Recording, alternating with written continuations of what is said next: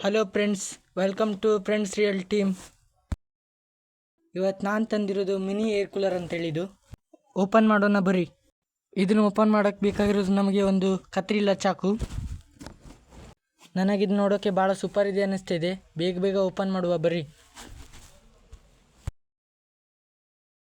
ನಾ ಅಂದ್ಕೊಂಡಷ್ಟು ಚೆನ್ನಾಗಿದೆ ಅಂತ ನನಗೆ ಅನ್ನಿಸ್ತಾ ಇಲ್ಲ.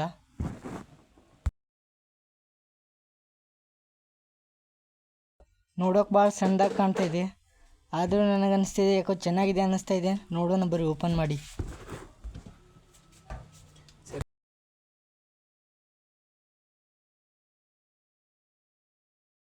ಇದ್ರೊಳಗಡೆ ಏನೇನೋ ವಸ್ತು ಕೊಟ್ಟಿದ್ದಾರೆ, ನೋಡೋಣ ಬರ್ರಿ. ಏನೇನೋ ಬೆಲ್ಟ್ ಏನೇನೋ ಕೊಟ್ಟಿದ್ದಾರೆ. ಇದಕ್ಕೆ ಚಾರ್ಜರ್ ಕೇಬಲ್ ವೈರ್ ಕೂಡ ಕೊಟ್ಟಿದ್ದಾರೆ. ಆದರೆ ಇದು ಬ್ಯಾಟ್ರಿಯಿಂದ ಆನ್ ಆಗೋದಿಲ್ಲ, ಕರೆಂಟಿಗೆ ಹಾಕಬೇಕು. ಇದು ನೋಡಲಿಕ್ಕೆ ತುಂಬ ಸುಂದರವಾಗಿದೆ ಮತ್ತು ಚೆನ್ನಾಗಿದೆ.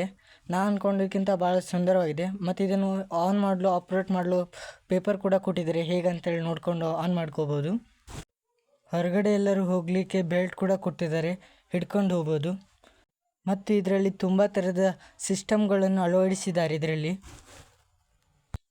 ನಾವೀಗ ಇದನ್ನು ಆನ್ ಮಾಡೋಣ ಬನ್ನಿ.